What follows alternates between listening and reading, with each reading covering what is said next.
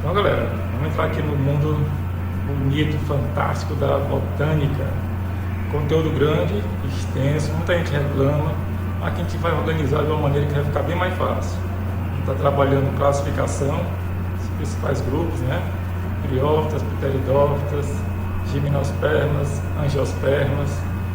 Iremos trabalhar a parte morfológica, especialmente das angiospermas, e também trabalhando a parte de histologia, tecidos, e a parte de hormônios vegetais. A gente vai estar trabalhando nessa parte botânica, bem de forma completa, de forma geral, mas bem distribuído para ficar bem mais fácil de compreender. Então, vamos começar os trabalhos. A classificação, se você percebeu, ó, é bem fácil, não tem segredo. É você seguir as nossas dicas, vai ficar bem mais fácil de entender.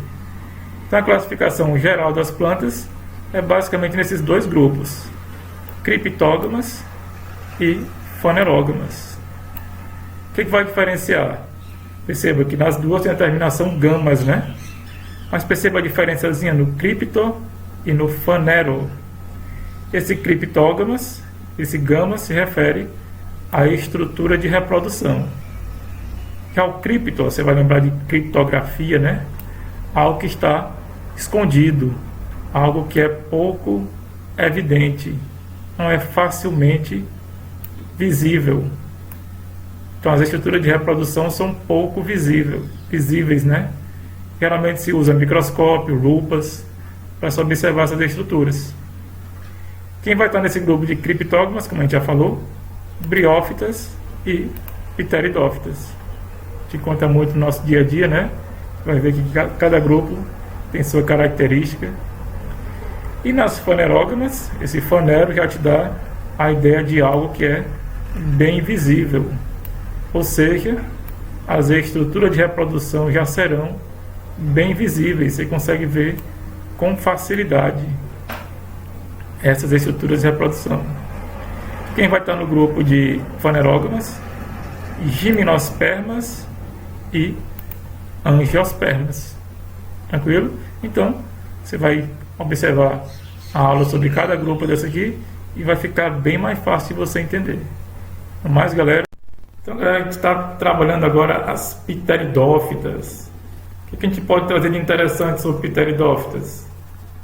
É que elas, as pteridófitas, já são plantas maiores que as briófitas. Então, se você olhar nessa imagem aí, ó, você já vai perceber que as pteridófitas já têm um portezinho maior que as briófitas. Não é verdade? E isso também está associado à presença já de vasos condutores. A gente já pode chamar essas plantas pteridófitas de vasculares. Ou seja, ela já tem sistema de condução de seiva. Tranquilo? Agora, a gente vai relembrar aqui esse conteúdozinho de briófitas, que é a alternância de gerações. Como a gente viu, a alternância entre esporófito e gametófito, a gente também observa isso aqui nas pteridófitas. Então, ó, se você estiver querendo relembrar alguma coisa de briófitas, depois dessa aula você dá uma conferidazinha na videoaula sobre briófitas, viu? Então, o que a gente vai destacar é o esporófito, que ele vai ser 2N, quer dizer, diploide, né? E ele vai ser bem desenvolvido. Já iremos identificar nas pteridófitas a raiz, então a gente já tem esses três componentes, né? O caule e a folha, coisa que a gente não observou lá nas briófitas. A gente já pode fazer a comparação. E o gametófito, que é o haploide N, ele já não vai ser mais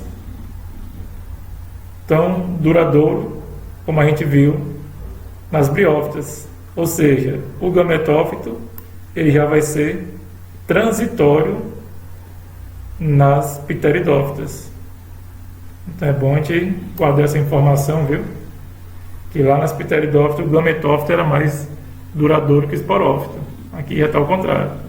Lembrando que no gametófito a gente vai observar a reprodução sexuada, a fase sexuada, que fica alternando de gerações, quer dizer, alternando entre sexuado e assexuado. Quais seriam os exemplos de pteridófitas? A gente vai destacar quem? Samambaias. Quem já teve uma samambaia em casa já vai relembrar, né? Samambaia, avencas e salvinhas. Essas duas últimas, avencas e salvinhas, não são muito comuns no nosso dia a dia, né? Mas as samambaias, essa a gente encontra com bastante facilidade em casa, né? Vamos descrever esse ciclo reprodutivo. O professor vai estar descrevendo também a alternância de gerações. Tranquilo? Então o que é que nós teremos? Estruturas chamadas soros.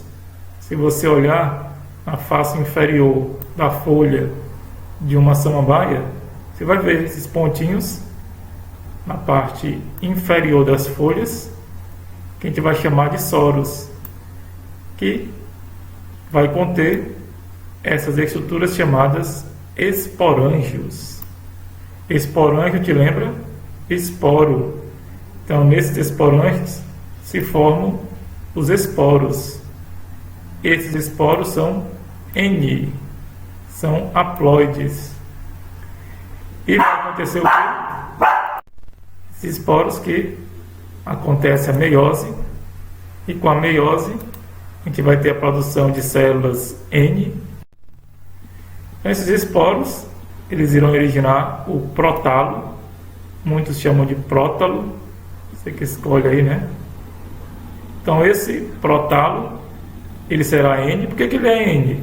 Porque ele foi originado de esporos que são N, né? Haploides. E esse prótalo é o próprio gametófito. Então, como você viu lá nas briófitas, o esporo germina e origina o gametófito. Aqui, esse gametófito a gente vai chamar ele de prótalo. E nesse gametófito nós teremos os anterídeos, que são estruturas que vão originar os gametas, que são chamados anterozoides. Lembrando que esses gametas são N, quando eles se encontram, né, na fecundação, vão originar a célula 2N.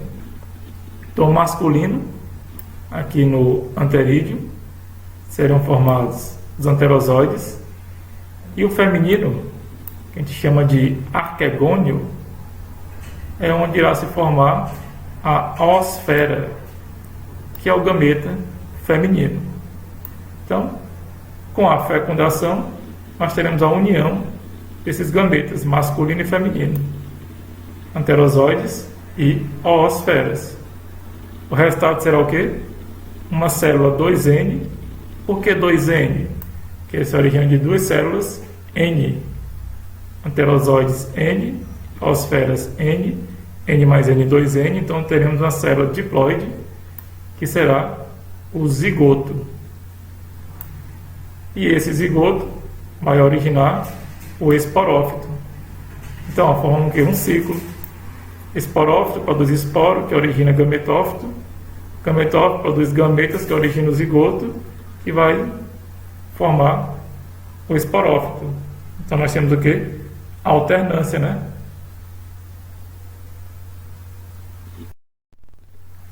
Então, vamos ver melhor esse ciclo. Vamos começar aqui pelo gametófito. No gametófito, nós teremos o quê? A produção de células reprodutivas.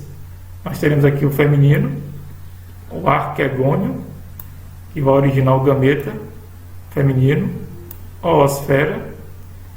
O masculino, anterídeo, que vai originar as células chamadas anterozoides. Tudo isso aqui, ó, é haploide, N. Então, eles vão se unir, a acontecer a fecundação, e vai se formar células 2N, que é o zigoto. Esse zigoto vai originar o quê? O esporófito. Ah, professor, agora ficou mais fácil, né? Esse esporófito, já teremos o que? A presença de raiz, é verdade, ou características pteridófitas. Esse esporófito ele amadurece, já teremos folhas.